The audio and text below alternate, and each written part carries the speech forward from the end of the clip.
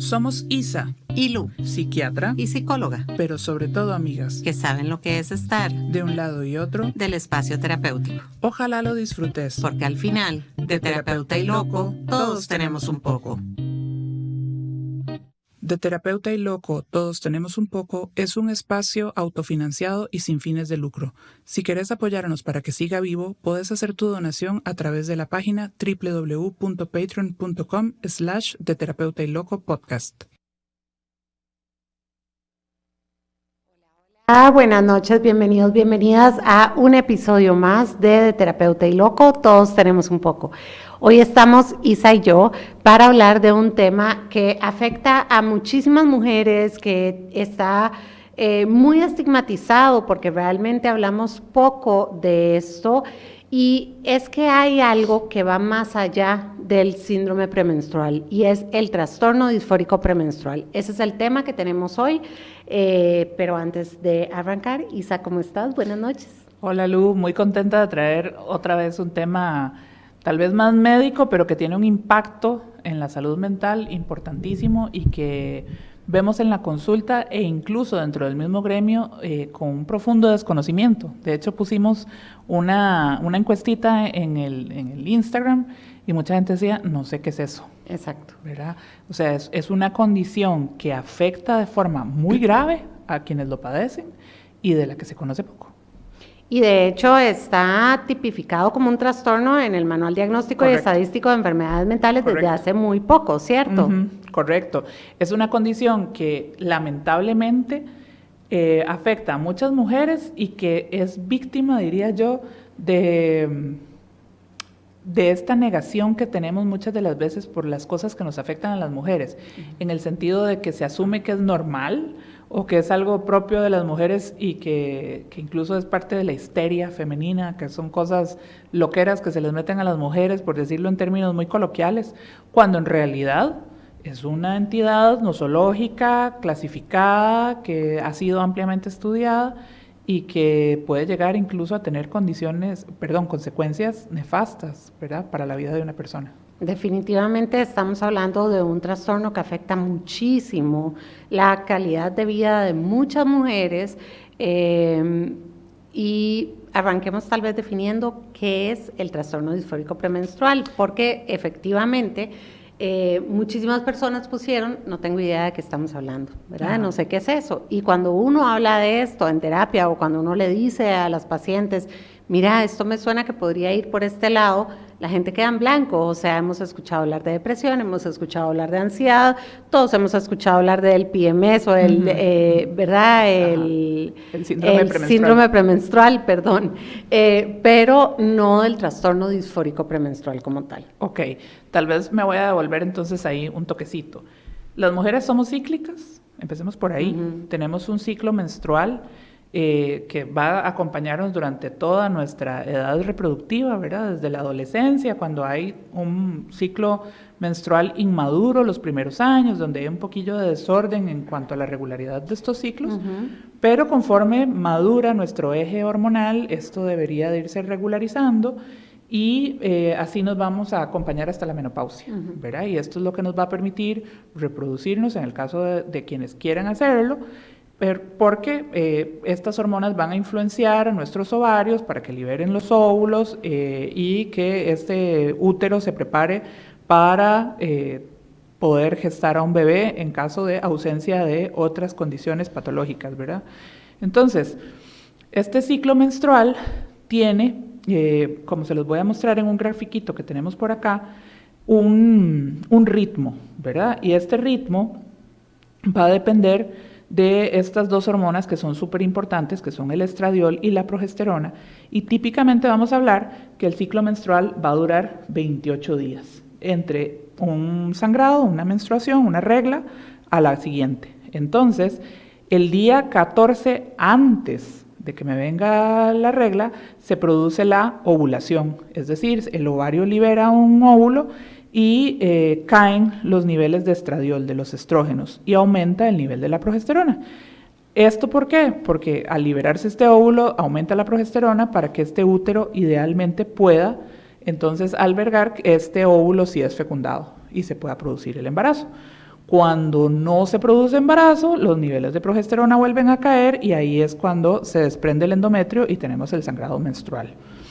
Esta etapa, donde vemos ahí en gris, produce, ¿verdad? Esta caída de estrógenos produce que algunas mujeres, antes de que les venga la menstruación, se sientan cansadas, se sientan faltas de energía, nos inflamamos, sentimos las mamas más hinchadas, más tumefactas, hay distensión abdominal, hay dolores de cabeza, hay una cierta irritabilidad, una incomodidad, un malestar, pero si esto no nos afecta, digamos, en nuestra funcionalidad, vamos a hablar de que esto es un síndrome premenstrual y se sabe que esto puede afectar hasta el 36% de las mujeres. Hasta ahí todo bien.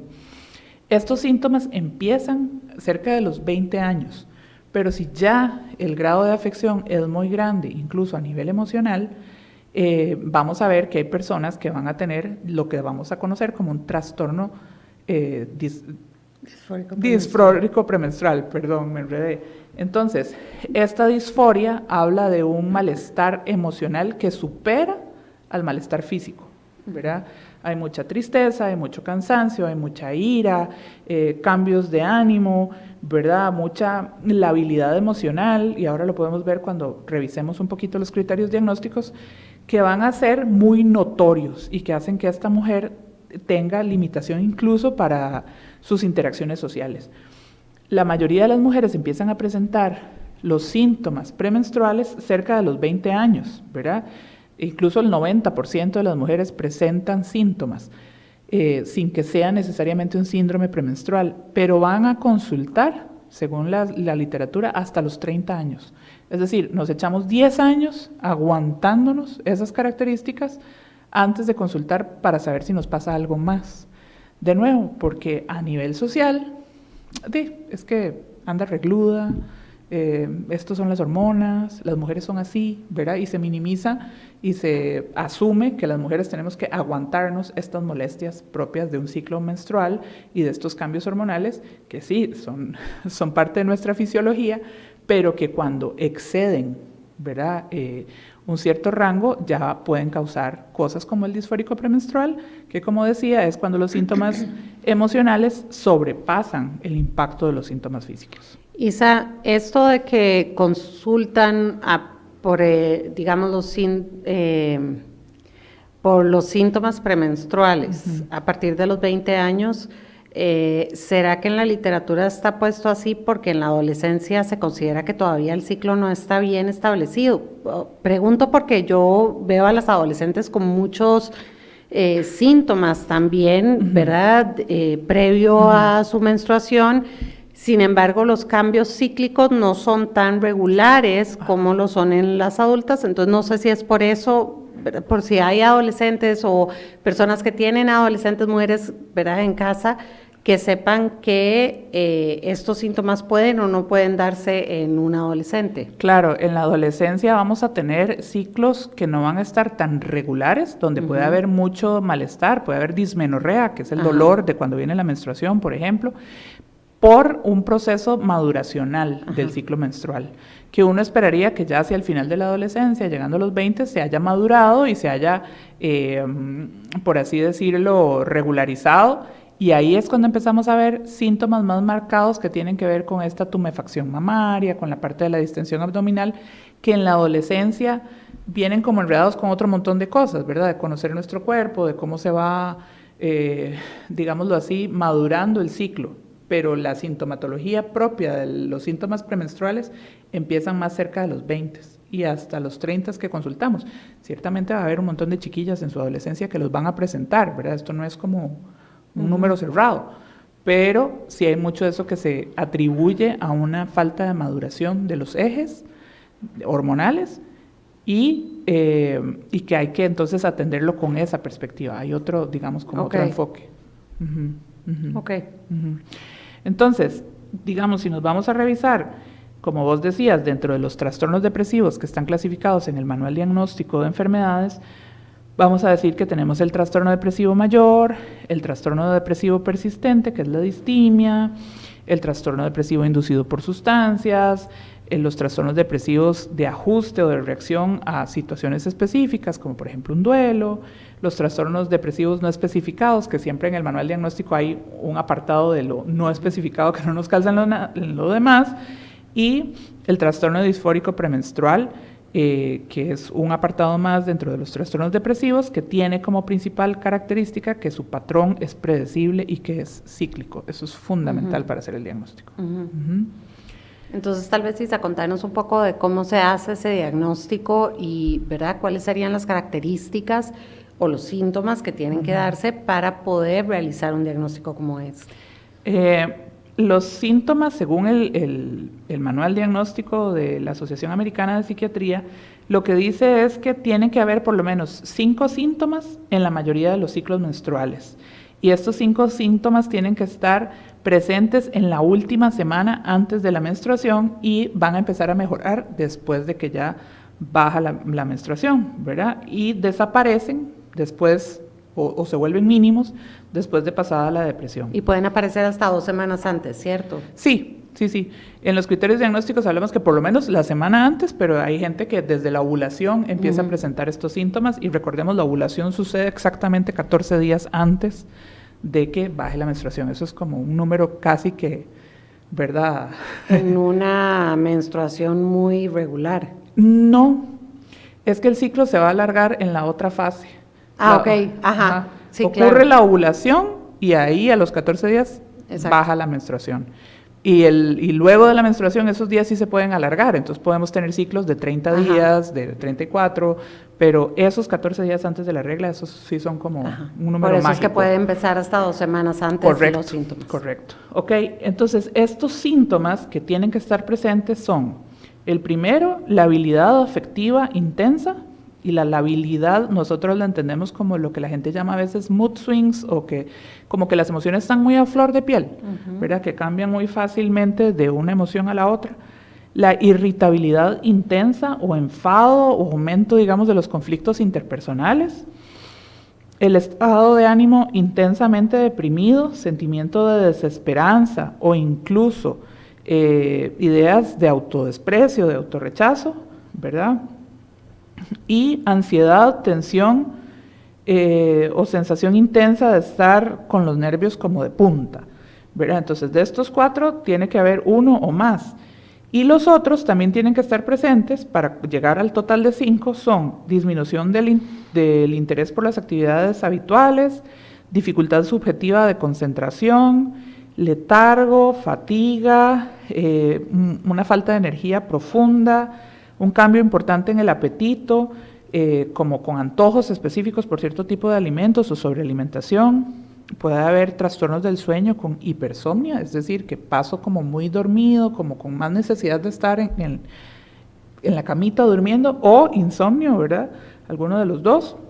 Sensación de estar como con un agobio sin control, y síntomas físicos como los que les decía, ¿verdad? Dolores articulares, musculares, sensación de hinchazón, aumento de peso, tumefacción mamaria, ¿verdad? De todos estos síntomas tenemos que sumar un 5, ¿verdad?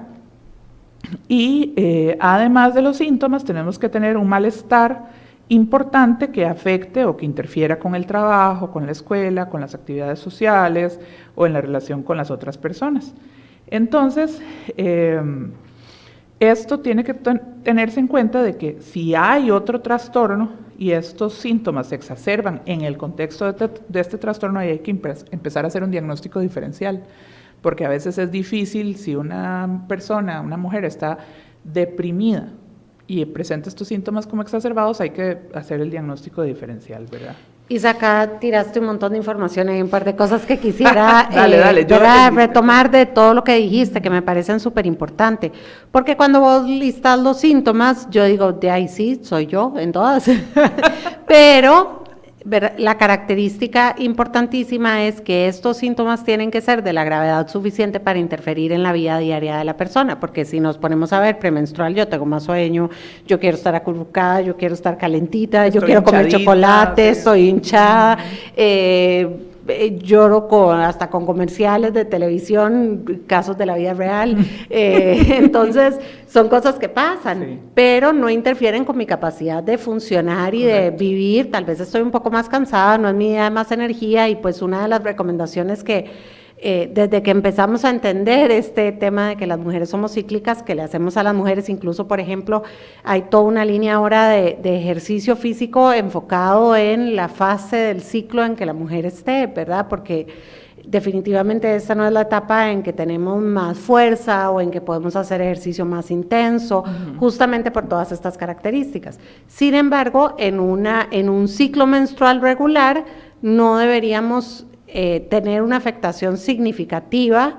Ojo, eso no es que yo quiero dormir un poco más y no es mi día favorito para salir, sino que una interferencia significativa en la vida de la mujer, ¿cierto?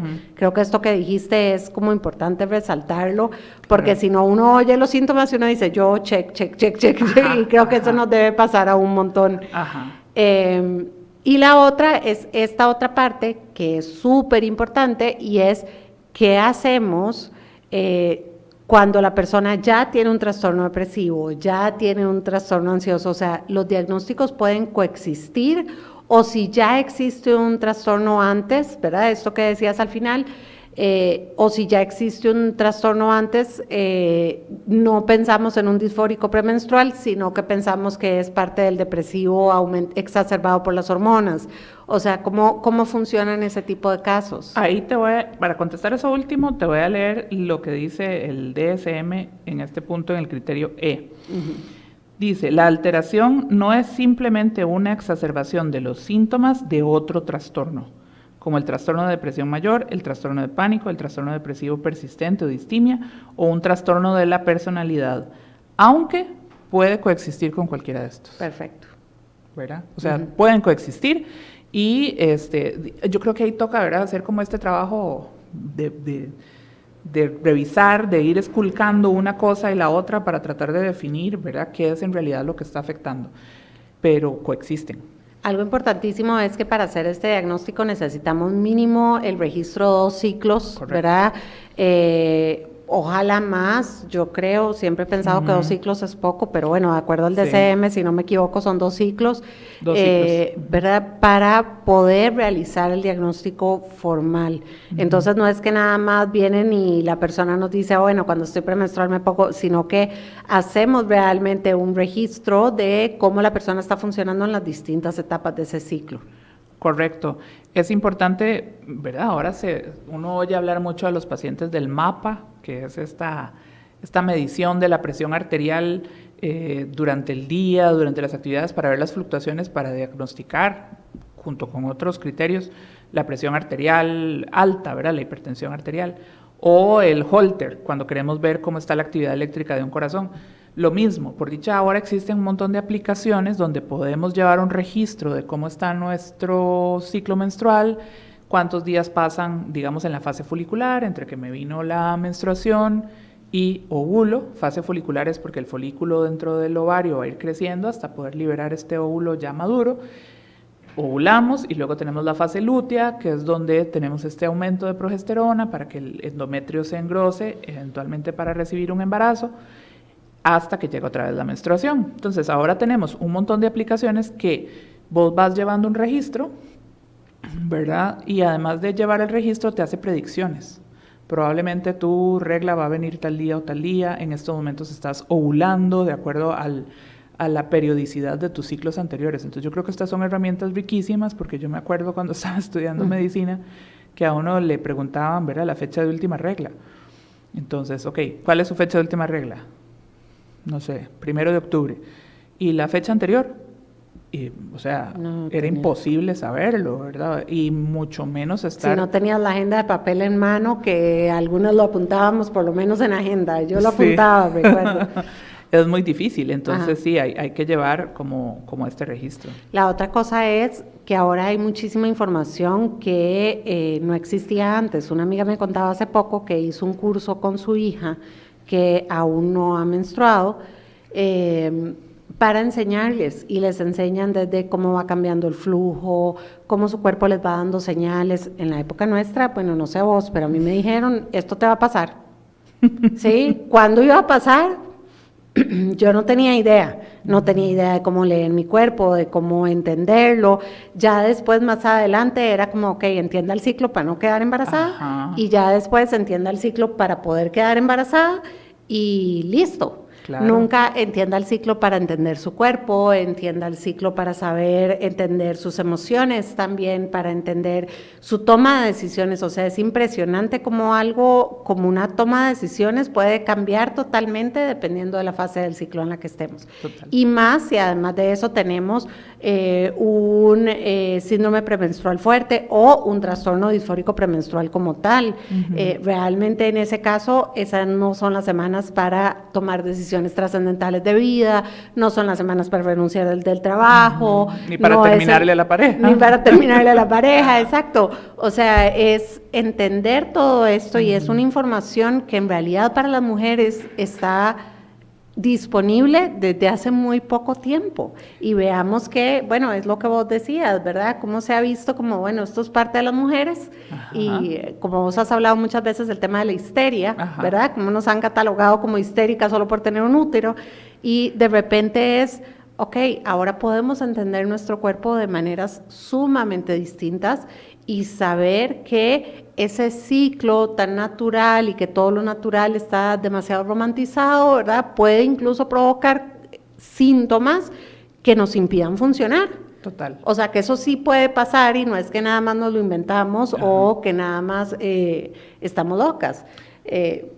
¿Verdad? Que a muchas mujeres les ha pasado a lo largo de la historia que todas trabajan, bueno, uno lo oye en consulta, pero todas lo logran y porque yo no estoy pudiendo. Ajá.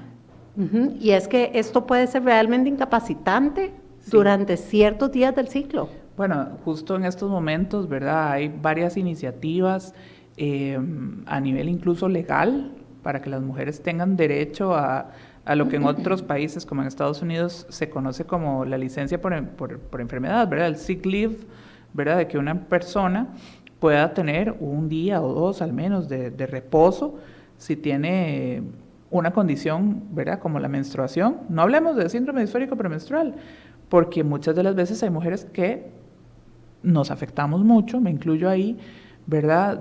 Yo recuerdo estar rotando en medicina, de pie detrás del escritorio del asistente y que me viniera la regla.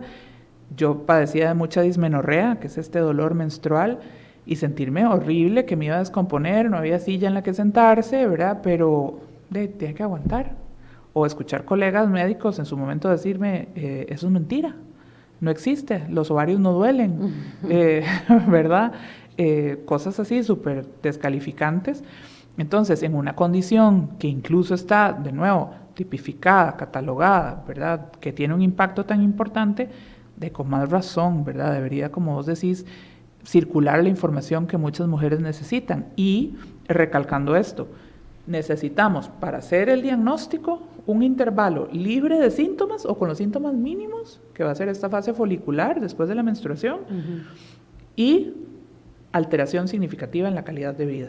O sea, esos son dos requisitos necesarios para poder establecer el diagnóstico.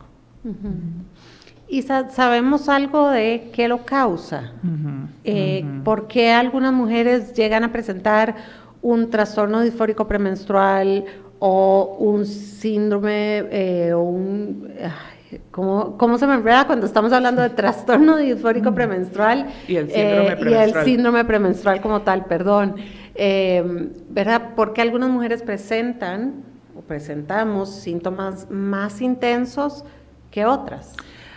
Vamos a ver, hablamos de factores de riesgo, por ejemplo, en mujeres mujeres caucásicas. Se ha visto que hay una mayor incidencia en las mujeres blancas, de etnia blanca o de etnia caucásica, sobre, por ejemplo, las afroamericanas. Ese es un factor de riesgo. O sea, usted y yo ya tenemos uno.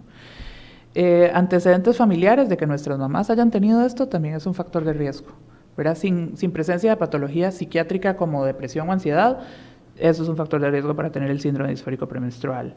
Tener síndrome metabólico o, digamos, un exceso de depósitos grasos en nuestro cuerpo, otro.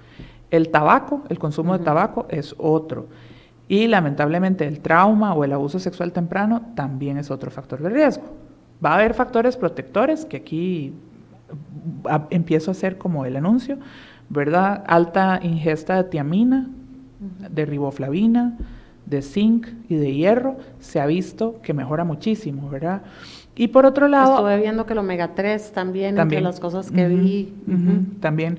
Y se han visto, digamos, como distintas teorías que podrían explicar, ¿verdad?, el origen del síndrome disfórico, dentro de ellas lo que se cree que es como, y sobre el que hay más evidencia, y de hecho lo que guía un poquito el tratamiento es una disfunción serotoninérgica ahí, que hay como una cierta variabilidad, ¿verdad?, en la respuesta a la serotonina, que hace que esto se presente.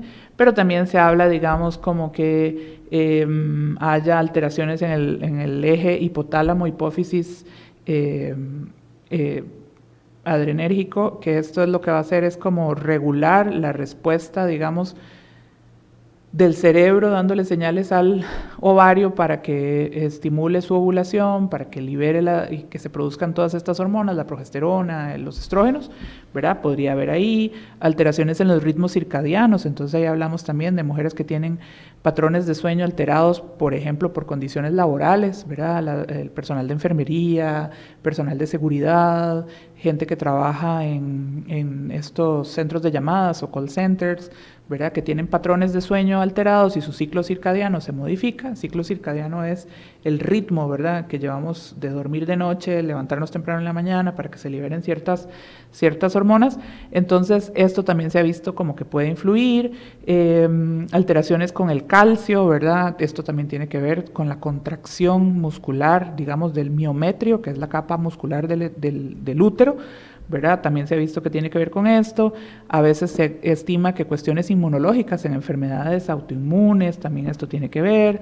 También se considera que podría haber una alteración genética. En fin, hay una serie, digamos, de teorías, incluso de que hay una respuesta fisiológica anormal a las hormonas femeninas que podrían explicar qué es lo que sucede, por qué reaccionamos de esta forma. O sea, puede ser cualquier cosa. En síntesis, no, puede ser todo y nada, es decir, Exacto. No sabemos.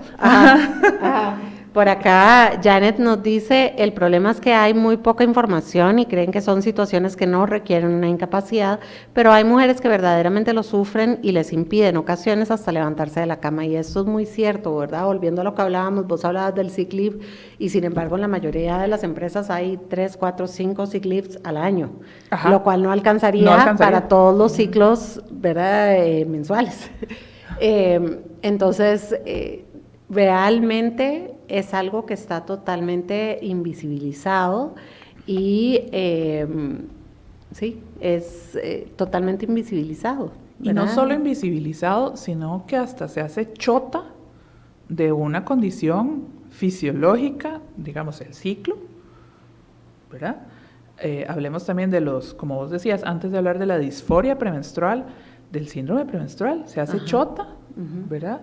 Y entonces las mujeres nuevamente somos como invisibilizadas a nivel cultural, somos acalladas, porque se nos echa en el mismo saco. Todos somos igualiticos para lo que sirve, ¿verdad?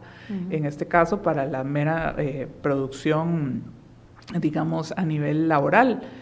Pero ciertamente somos muy distintas, ¿verdad? Y estas condiciones, como dice Janet, ¿verdad?, pueden ser muy, muy incapacitantes y muy limitantes para muchas mujeres.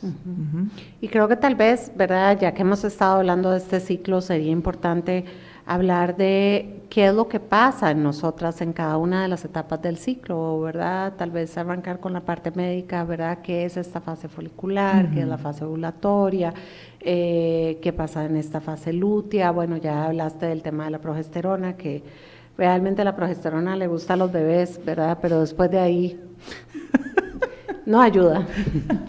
Sí. Como persona que tuvo tratamientos con altos niveles de progesterona, puedo decir que ella es la causante de todos los males que tenemos las mujeres, tanto en embarazo, porque ella es la que crece así ¿verdad? Muchísimo durante ese primer trimestre, que normalmente no la pasamos tan bien, y la que crece, ¿verdad? Y la que se estimula durante la etapa premenstrual o la fase lútea, donde tampoco la pasamos muy bien. Entonces, realmente, o sea, la progesterona es la que ayuda a que bebito se pegue en el útero y empiece a crecer y realmente esté bien amarradito, pero solo los bebés la quieren. Sí, yo en algún momento dije que era un veneno. Y eso que yo no tuve, digamos, los niveles que vos llegaste a tener de tratamiento, pero cuando me pusieron progesterona, No. una cosa muy interesante, para decirlo menos. Ok, entonces ahí les voy a mostrar una imagen de cómo se ve nuestro aparato reproductor, así como en sencillito. Para quienes lo están viendo en video. Ajá, para quienes lo están viendo en video, así en sencillito. Ese tan lindo que está ahí, hay una página lindísima, de hecho, donde hacen una marioneta con un útero y el útero se queja, es un vacilón, que a mí me encanta. Pero bueno, quienes nos están escuchando pueden buscar la imagen o buscar esta página que Isa les dice. ¿Sabes cuál es la página, Isa? No me la sé, perdón. Okay. Es una cuenta en Instagram, pero es graciosísima. Yo se las paso mandando mensajes a mis amigas ginecólogas. Pero bueno, en los que nos están viendo, y si no voy a tratar de ser lo más descriptiva posible, el útero es como un triángulo, por así decirlo, invertido. Entonces, en la parte externa vamos a tener de nuestro aparato reproductor la vulva, que es donde tenemos los labios mayores y los labios menores, que están en lo que llamamos el introito vaginal o la entrada de la vagina. Y en el dibujito que pueden ver los que están viendo el video, se ve como una parte rayadita hacia abajo, un tubo, que esa es la vagina. En el puro fondo de la vagina tenemos la entrada, por así decirlo, como del útero, donde va a estar el cérvix o el cuello del útero, que permanece prácticamente cerrado todo el tiempo, salvo, ¿verdad?, cuando tenemos el sangrado menstrual, que se abre, se dilata un poquitito, o evidentemente cuando tenemos un parto vaginal, que esto se llega a dilatar para que pase todo el bebé por ahí. Adentro esto es una cavidad virtual, es decir, normalmente eso no está hueco por dentro, sino que las paredes están pegadas la una con la otra, pero tienen la capacidad de abrirse para contener entonces un embarazo y para que pase por ahí un montón de cosas. En nuestro alrededor del útero van a estar los ovarios. Los ovarios van a ser estimulados por la hormona gonadotrófica, ¿sí? Siempre se me olvida este nombre. Y estos ovarios van a tener adentro un montón de foliculitos. Las mujeres nacemos con un número determinado de folículos, ni más ni menos. Y estos folículos van a ir creciendo, y ahorita les enseño otra imagen, van a ir creciendo a lo largo de la primera fase del ciclo porque van a ir madurando. Entonces, estos folículos crecen y finalmente liberan el óvulo, que está listo para ser fertilizado, que va a viajar del ovario por las trompas de falopio hasta la cavidad uterina. Entonces, en este otro grafiquito que tienen ahí en el ciclo, van a ver un ciclo de 28 días, donde los primeros 5 días del ciclo, digamos, vamos a contar que son los de la menstruación, y ahí es donde se pierde el óvulo junto con las paredes internas del endometrio que veíamos en la imagen anterior. Ese endometrio es lo que se cae y eso es lo que provoca el sangrado, porque no hubo, digámoslo así, proceso de fertilización de este óvulo y por lo tanto implantación de un embrión. Y después viene lo que se llama la fase folicular, que es cuando nuevamente el ciclo arranca y en nuestro ovario se empieza a estimular por medio de las hormonas el crecimiento de un nuevo folículo que viene el día 14 antes de la menstruación, ¿verdad?, contándolo al revés, y se libera. Y entonces ese folículo que se queda empieza a engrosarse y a formar lo que se llama el cuerpo lúteo, que eventualmente vendría a hacer una función, digamos, de producción de progesterona para que en ese momento, idealmente, se fertilizara el óvulo y se formara el bebé. Entonces, como no hay bebé, ¿verdad?, en la mayoría de los casos, cae el óvulo, se degenera este cuerpo lúteo y tenemos la menstruación. Entonces, de eso es lo que estamos hablando, de la fase folicular y de la fase lútea. Es decir, el síndrome premenstrual lo vamos a tener normalmente entre el día 7 y el día 14, que es cuando ovulamos, en la fase folicular. Y justamente en esa fase folicular es donde podemos... ¿El síndrome premenstrual está en la fase folicular? Perdón, en la fase lútea. Ok. Lo dije al revés. Sí. En la fase lútea, antes de que venga la menstruación, cuando está la querida hormona de Lucy, la progesterona, dándolo todo, dándolo todo para sostener a este eventual embarazo. O sea, entre el día 14 y el día 28, digamos. Correcto. Ajá. Y entonces, por eso las mujeres, cuando hay procesos de infertilidad, donde hay tratamientos de infertilidad y también donde hay riesgos de aborto o riesgos de embarazos pretérminos, muchas de las veces se les da tratamiento con progesterona.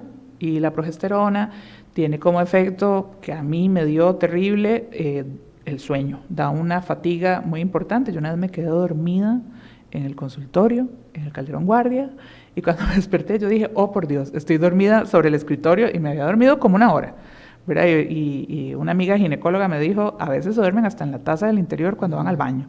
O sea, realmente provoca esto, ¿verdad? Y también a veces provoca síntomas emocionales muy fuertes, que son los que vamos a ver exacerbados justamente por esta disfunción en el disfórico premenstrual.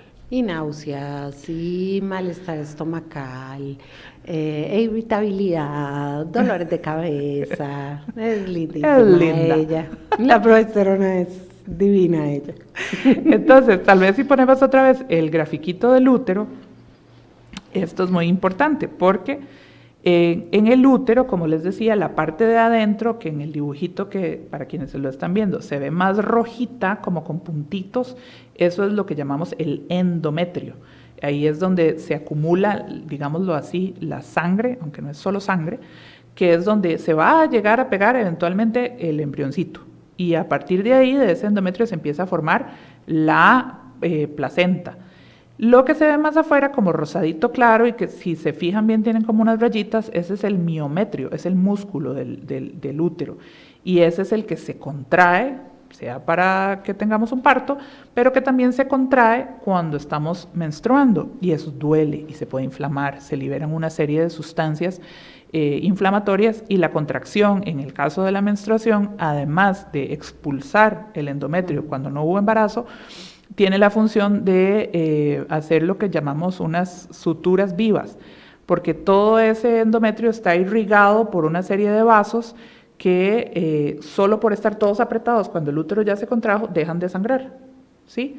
Cuando hay una que se llama atonía uterina, que es una complicación del parto, ese útero no se contrae. Y entonces ahí es cuando los ginecólogos, bueno, los obstetras, tienen que empezar a masajear, es dolorosísimo, sobre el abdomen de la mamá para que el útero se contraiga, porque si hay una atonía uterina, pues nos podemos desangrar y morir. O sea, que es lo que le pasaba muchísimo a las mujeres antes de conocer todo esto, ¿verdad? Correcto. Y por eso la mortalidad materna era tan alta. Claro, y también si algo queda dentro de ese útero pegado en el endometrio, un pedazo de placenta o cuando hay abortos espontáneos, que queda, digamos, algún resto, lamentablemente ahí, esto es lo que los ginecólogos tienen que entrar a raspar o aspirar para que el útero se pueda contraer nuevamente, ¿verdad? Ahora, esta es la explicación médica de el ciclo menstrual. Pues la juego todavía, sí, para los que dicen que soy psiquiatra y ya se me olvidó la medicina. Como psiquiatra, muy buena médica. Sí, no, pero sí, todavía se acuerda, muy bien. Pero, ¿qué pasa cuando no estamos buscando un embarazo, verdad? ¿En qué nos impacta? Porque esto es lo que por años, ¿verdad? Ok, el ciclo menstrual le va a importar cuando usted quiera un embarazo, cuando no quiere un embarazo, porque necesita saber esos días, ¿verdad? Donde no puede tener relaciones o donde está en riesgo, pero después de ahí, chao, ciclo menstrual. Y sin embargo, estas alteraciones de hormonas, tener más estrógenos, tener más progesterona, la caída de estrógenos, todo eso impacta en el día a día. Ya les conté la progesterona, ¿verdad? Las cosas divinas que hace en nuestro cuerpo, pero los estrógenos también, los estrógenos sí son amigos y sí son bien. Eso nos ayuda, nos hacen sentir muy bien, ¿verdad? Entonces sí, en esta etapa folicular nos sentimos bien, nos vamos sintiendo cada vez más animadas. De hecho, en esto que les decía, por ejemplo, en el ejercicio físico, estas son las etapas para ir haciendo ejercicio de mayor intensidad y de mayor peso. En la etapa ovulatoria, de hecho, es cuando las mujeres más se lesionan, porque es cuando hacemos más peso o cuando nos sentimos como más poderosas para hacer las cosas, y aquí estamos en nuestro pico máximo, nos sentimos más sensuales, porque, bueno, sí, los estrógenos nos llevan a buscar esa pareja para buscar ese embarazo desde la parte biológica, exacto. Y es el momento en que nos sentimos más lindas, nos sentimos más sensuales, en que tenemos más ganas de tener relaciones sexuales, en que el deseo está aumentado. Es una etapa donde realmente somos mucho más productivas. Entonces, si alguna está diciendo, ¿será que esto tiene que ver con que ya hay momentos donde yo me siento también y después empiezo a bajar? Claro, porque este ciclo que nosotros tenemos va a impactar en la productividad, en nuestra vida sexual, en cómo nos vemos a nosotras mismas en el espejo. O sea, el día antes de la regla, a partir de este episodio, por favor hagan el ejercicio de verse en el espejo, en el pico máximo de ovulación, de prestar atención, y el día antes de que les venga la regla o el día que les viene la regla, y van a notar un cambio súper drástico en el mismo espejo y la misma persona a lo que viene en nuestra cabeza, ¿verdad? Y a medida que los estrógenos van disminuyendo y que va aumentando la progesterona, nuestro cuerpo va sintiéndose más pesado, más cansado, más inflamado, no tenemos el mismo nivel de energía. Este es el momento para hacer ejercicios más suaves, más yoga, más estiramiento, más meditación, ojalá.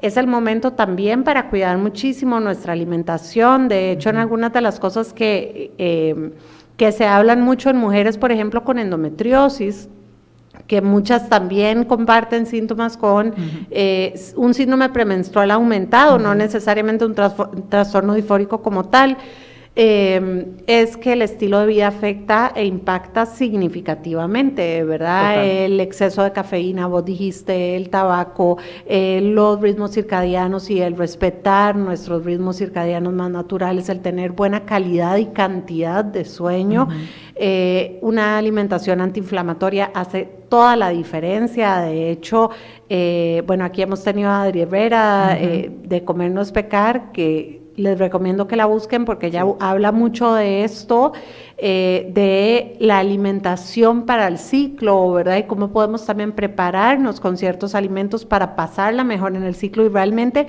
si le empiezan a prestar atención y cuando están ya en esos 14 días previos, hacen una alimentación con ciertos minerales aumentados, una alimentación antiinflamatoria, una alimentación más baja en alimentos procesados, y ojo, con antiinflamatoria no me refiero a que tengan que dejar un montón de alimentos, es hacer la alimentación lo más natural tal vez posible, correcto, lo menos procesada posible, bajar un poco el consumo de azúcares, bajar el consumo de cafeína, que en ese yo les puedo decir que yo tengo una tolerancia muy alta a la cafeína y yo consumo mucha cafeína.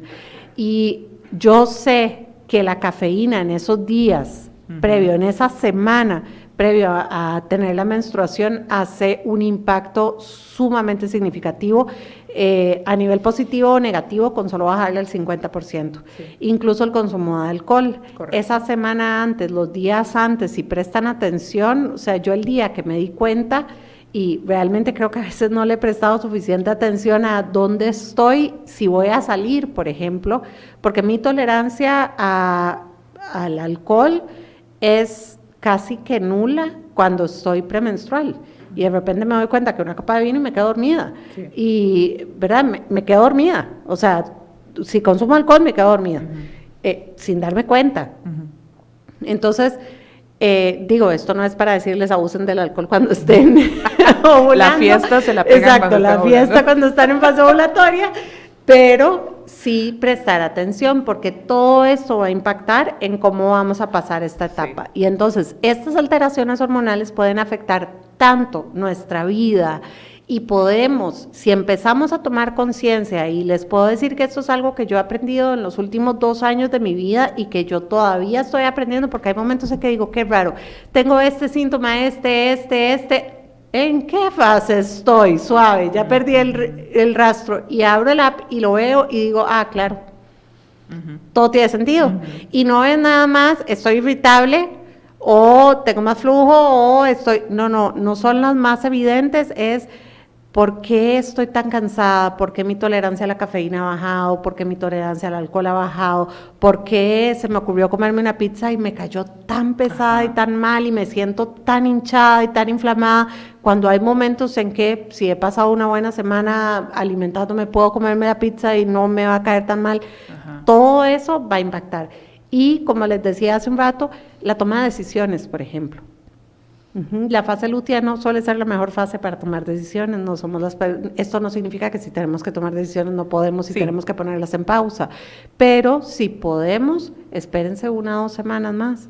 ¿Por qué? Porque tenemos más claridad mental, porque realmente tenemos más energía, tenemos una capacidad distinta de evaluar las cosas y una regulación emocional distinta, porque ciertamente está regulada de sí, estoy más sensible, puedo estar más irritable, puedo estar más lábil, eso no significa que yo soy una persona menos valiosa o que soy, ¿verdad?, menos importante, pero en mi trabajo, y no sé si a vos te pasa, yo noto muchísimo que si yo estoy premenstrual, son los días típicos en que 4 o 5 veces por día se me aguan los ojos ante las historias que escucho, cuando normalmente uno tiene ya un callo desarrollado, que esto no pasa tan frecuente, pasa con algunas historias, pero 4 o 5 veces por día me pasa si estoy en fase lútea.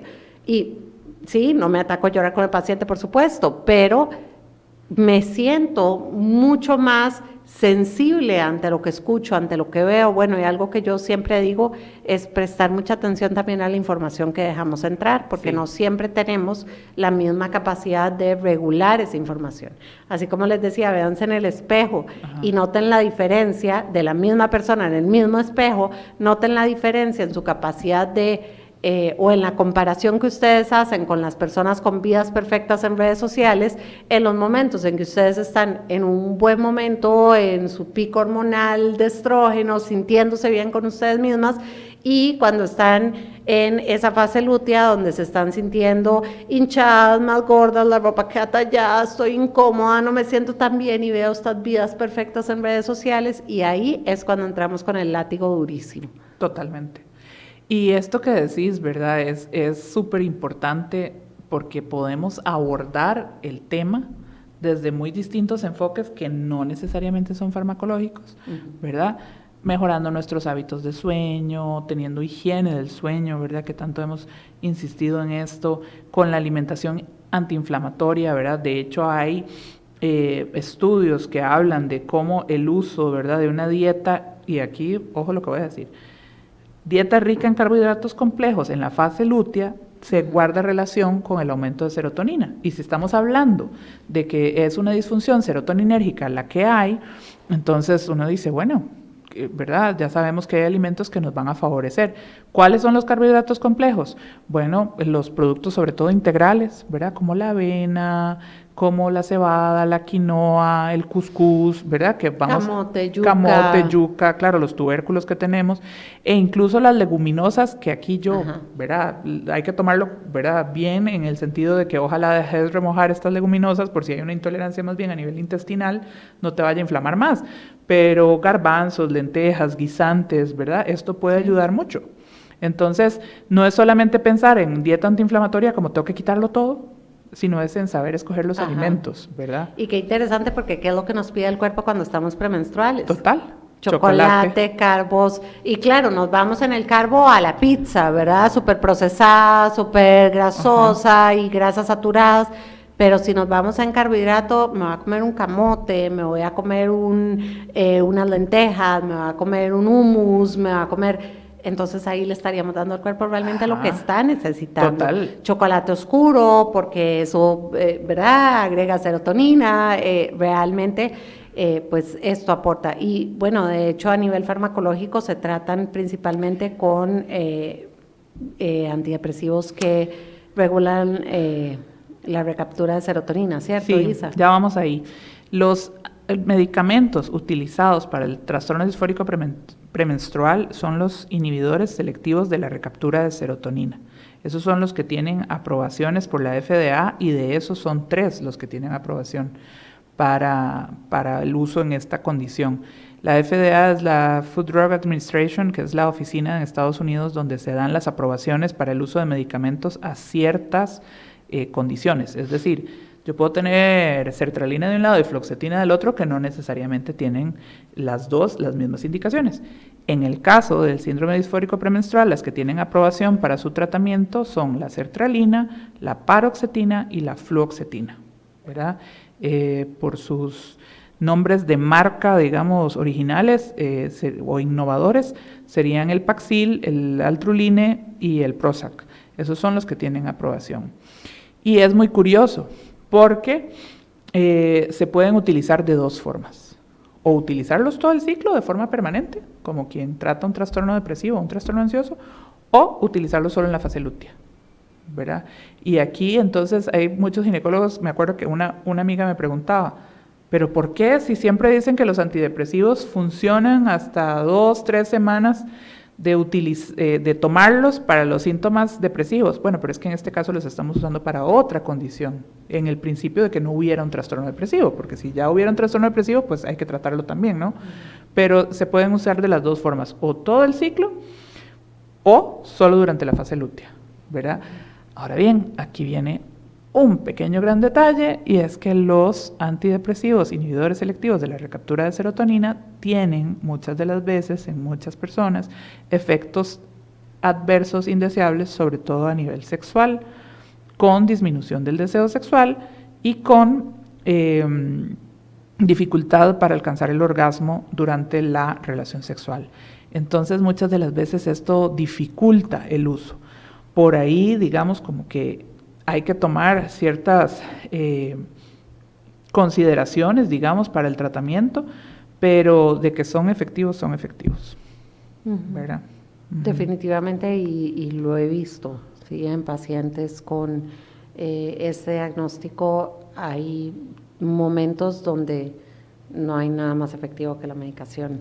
Y esta medicación alternada también he visto que funciona, a pesar de que no es el uso estándar para una depresión, digamos, de un antidepresivo, en este diagnóstico tiene ese efecto particular, ¿cierto? Sí, también se ha visto, y es una práctica común, aunque tal vez no tenga tantísima evidencia, utilizar anticonceptivos orales combinados, ¿verdad? Porque esto lo que va a hacer es inhibir todos estos picos hormonales propios del ciclo, pero no necesariamente va a mejorar el síndrome disfórico premenstrual, y además se ha visto que un fármaco en particular que mezcla una sustancia que se llama drospirenona y etinilestradiol pueden, digamos, tener beneficio para el síndrome disfórico premenstrual. Esto es conocido en el mercado como Jazz, ¿verdad? Es un anticonceptivo oral.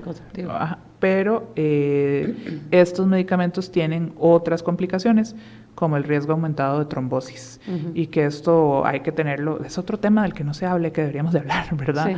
Del uso de los anticonceptivos orales, los riesgos de trombosis, sobre todo si hay tabaquismo, sobre todo si hay obesidad, sobre todo también en mujeres que padecen ya de migrañas y estas cosas. Hay que tener muchísimo cuidado con estos medicamentos. Tomarse un anticonceptivo oral no es solo irlo a comprar y empezártelo a tomar cuando mejor se te ocurra, ¿verdad? Ahí sí se requiere una evaluación ginecológica para ver cuál es el mejor uso de un anticonceptivo para vos. De hecho, yo en algún momento, y aquí me estoy metiendo en otro tema, pero en algún momento le pregunté a mi ginecólogo actual, ¿verdad? Yo fumé muchos años de mi vida, todos esos años usé anticonceptivos orales. Años después, en mi proceso de infertilidad, me doy cuenta que yo tengo riesgo para trombofilias y una mutación genética que genera ese riesgo. Y yo le decía a este ginecólogo, bueno, o sea, me salvé de, ¿verdad? De que me tocaba estar, porque tenía todos los números de la rifa para que algo así me pudiera pasar en ese momento. ¿Cómo es posible que las mujeres nada más nos dan anticonceptivos sin preguntar mucho más y que no se hagan los exámenes de trombofilias cuando al final de cuentas es un examen de sangre, que no es tan complicado de hacer? Y él me hablaba, pues sí, es un examen costoso, no impagable, pero es un examen caro, no es como un hemograma, digamos, y pues que sí, que en general como no todo el mundo está dispuesto a pagarlo, muchas veces omiten sugerir la posibilidad de hacerlo. Entonces, estoy segura que como yo, hay N cantidad de casos, ¿verdad?, de mujeres que nos salvamos por, no sé, cada quien dele la explicación que le quiera dar, pero que tuvimos todos los números enfrente. Yo me voy a ir un poquito más allá, nada más para sembrar la semillita. Todo el control de la natalidad, así como muchas otras cosas, se nos depositó a las mujeres, ¿verdad? Y toda la investigación que se ha hecho en controlar la fertilidad femenina y la contraparte no, ha salido Totalmente. librada, ¿verdad? Sí. De responsabilidades aquí, y luego cuando llega la paternidad muchas de las veces también, ¿verdad? Como que se escabullen de las responsabilidades que eso conlleva, sin querer entrar aquí en conflictos feministas, pero valga la acotación, ¿verdad? Que las mujeres nos exponemos a riesgos muy altos, donde de pronto se utilizan medicamentos, como vos decís, para una persona en riesgo. Digo, yo que te conozco de cerca desde hace mucho tiempo, estoy clarísima que vos tenías un montón de factores de riesgo, ¿verdad? Y se usaron esos medicamentos que, ok, uno dice, bueno, supera el beneficio, supera el riesgo. ¿Quién sabe? ¿Verdad? No estaba medido. No era tan difícil hacer un examen de sangre, ¿verdad? No, no es como que tenían que hacer un examen que acá no se hace, o que es algo rarísimo o algo genético carísimo. Es un examen de sangre cariñoso, pero nada más. Y que además la caja los hace. Sí. ¿Verdad? Como institución la caja tiene ese examen entre su repertorio de exámenes. Entonces, no era tan difícil proponerlo, por lo menos. Y definitivamente creo que, ¿verdad?, el tema de paternidad es un tema que eventualmente yo sí quisiera que lo toquemos acá. Yo, ¿verdad?, lo que digo es, los hombres llevan 1 o 2 generaciones máximo siendo papás presentes y estando ahí. Realmente es muy reciente en la historia de la humanidad que los hombres están, y los que están, porque no tenemos generaciones completas, pero tenemos cada vez más hombres involucrados en la maternidad activamente y bien involucrados, ¿verdad? Pero sí, llevan 1 o 2 generaciones máximo a nivel histórico de estar involucrados realmente en la paternidad, ni que hablar en la fertilidad. O sea, a nivel histórico, si nos ponemos a verlo, esto en realidad es algo muy nuevo. Como raza humana. Total. Sí, se nos ha depositado una carga súper importante, ¿verdad? Y sin tener las herramientas necesarias, como, ¿verdad? De informarnos, de educarnos. Sin haber sido estudiadas realmente, porque ahí es donde la ciencia a nosotros nos tiene una deuda muy grande a las mujeres. Entonces, esto es importante que quede claro que no es para atacar a los hombres, sino para nada más visibilizar que esto ha sido así, que realmente pues sí es cierto que los hombres vienen haciendo pasos que a nivel histórico, si lo pensamos como humanidad, son muy nuevos y son, ¿verdad?, que no habían existido antes, y como mujeres también darnos cuenta de la desinformación con la que venimos, ¿verdad?, la desinformación que venimos hablando. Y además de eso, el desconocimiento, desinformación, el desconocimiento sobre nuestro cuerpo y pues, tal vez el peso tan grande sin suficiente información. Es el resultado de una estructura social patriarcal. Exacto. Pero, de nuevo, ahí nos podemos ir por muchas más ramas.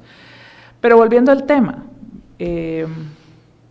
lamentablemente, ante las herramientas que tenemos farmacológicas, del cuidado y demás, nos cae esta responsabilidad a nosotras mismas de empezar a conocernos, de empezar a atendernos de cierta forma. Y quisiera, digamos, nada más hacer la mención, y sé que vos podés ampliar, que de las herramientas terapéuticas para el síndrome disfórico premenstrual, otra que tiene gran evidencia es la terapia cognitivo-conductual. Para mejorar. Incluso hay un estudio por ahí donde se dice que no hay diferencia significativa entre el uso de la fluoxetina y la terapia cognitivo-conductual, o sea, están puestos a la par, ¿verdad? Y tal vez si nos amplías por ahí, Lucy. Bueno, eso, ese tipo de estudios también se han hecho en depresión, sí, ¿verdad? Lo que pasa es que a corto plazo la medicación va a ser a veces más efectiva que la terapia como tal, a nivel más de terapia rápida, exacto, más rápida. Tiene una efectividad más rápida. A nivel de terapia cognitivo-conductual lo que hacemos es trabajar muchísimo con la forma en que nosotros interpretamos las situaciones que están. Entonces la premisa básica es que no son las cosas que nos suceden, sino lo que nosotros interpretamos de lo que nos sucede, lo que va a generar ciertas nuestras conductas y nuestras emociones. Ahora, cuando tenemos estas cosas tan endógenas, o sea, que vienen de adentro, de reacciones hormonales, de todo esto, tenemos que trabajar también con la interpretación que estamos haciendo de nuestras propias reacciones, nuestras propias sensaciones, nuestras emociones y todo lo que se está moviendo en nosotros, porque en esa interpretación también es que no es solo de las cosas externas, sino también de las cosas internas, es que vamos a reaccionar de forma desproporcionada ante las situaciones. Requiere pausar, requiere atención plena, requiere trabajar mucho con esta interpretación cognitiva que hacemos para poder a través de esta parte cognitiva ir regulando las emociones y lograr tener reacciones más proporcionales a las situaciones. Entonces sí, definitivamente también se puede trabajar muchísimo desde ahí. Y yo insisto, ¿verdad? Para mí la combinación, en casos severos, la combinación de terapia con farmacoterapia es siempre lo más efectivo. Y eso quería como terminar, digamos, puntualizando. Hay situaciones donde una persona, una mujer con síndrome disfórico premenstrual puede llegar a tener ideación suicida, de lo severo que puede ser los síntomas. Y hay casos reportados de suicidios secundarios al síndrome disfórico premenstrual. Y que incluso dentro de las terapias que se plantean para casos refractarios donde no hay respuesta a las modificaciones de dieta, de ejercicio, de sueño, intervenciones farmacológicas, intervenciones psicológicas, se plantea hacer una histerectomía con una salpingoferectomía bilateral. Wow. Eso quiere decir quitar el útero, quitar las trompas y quitar los ovarios. Wow. Tal es el grado de afectación y desesperación que puede llegar a tener. Wow. Entonces, imagínate quitar todo el aparato reproductor femenino con tal de, pero es algo que está planteado en la literatura, ¿verdad? Esto que les estoy diciendo viene en un artículo un poquito viejito del 2018 del American Journal of Obstetrics and Gynecology. O sea, es una revista, ¿verdad?, de renombre científico, donde se plantea como última instancia esto. Entonces, es una condición muy seria, es una condición que puede tener repercusiones muy importantes, y como vos decís, que desde la perspectiva de la psicología, creo que es muy importante tomar esto en cuenta, ¿verdad? ¿Cómo interpreto yo esto que me está pasando y a dónde me puede llevar? Es un trabajo terapéutico fundamental, ¿verdad? Entonces, a veces creemos que es algo meramente ginecológico, que son solo las hormonas, pero el impacto que tiene es muy amplio. Y además todo lo que puede venir después, porque imagínense también una persona que está 1 o 2 semanas al mes sintiéndose miserable, sintiéndose sumamente triste, sintiendo que su cuerpo no le responde, sintiendo que, ¿verdad?, que se quiere morir, posterior a eso ya tenemos una depresión en tiempo completo. Correcto. Sí, y muchas veces una depresión, cuando uno empieza a limpiar, se da cuenta que había un trastorno disfórico premenstrual detrás, y me ha pasado con muchas pacientes que una vez que la sintomatología depresiva ya remite y uno realmente ve a esta persona funcionando de manera totalmente diferente, en la fase lútea hay un cambio drástico, significativo, que nos hace pensar que tal vez lo que estaba detrás de esa depresión, o lo que pudo haber también dirigido a esa persona hacia ese trastorno depresivo, pudo haber sido un disfórico premenstrual. Así es. Bueno, muchísimas gracias por acompañarnos, por los comentarios. Esperamos que sea de utilidad. Salieron un montón de temas que quedan ahí, ya los voy a apuntar a partir de este episodio. Y pues todos sus comentarios en YouTube, en redes, nos encanta leerlos. Muchas gracias por acompañarnos. Gracias por acompañarnos. Buenas noches. Este podcast se encuentra disponible en Spotify, Apple Podcasts, Google Podcasts y en YouTube. Déjanos una reseña y tus comentarios en la plataforma en que prefieras escucharnos. También, si deseas más información, puedes seguirnos en Instagram de Terapeuta y Loco _podcast.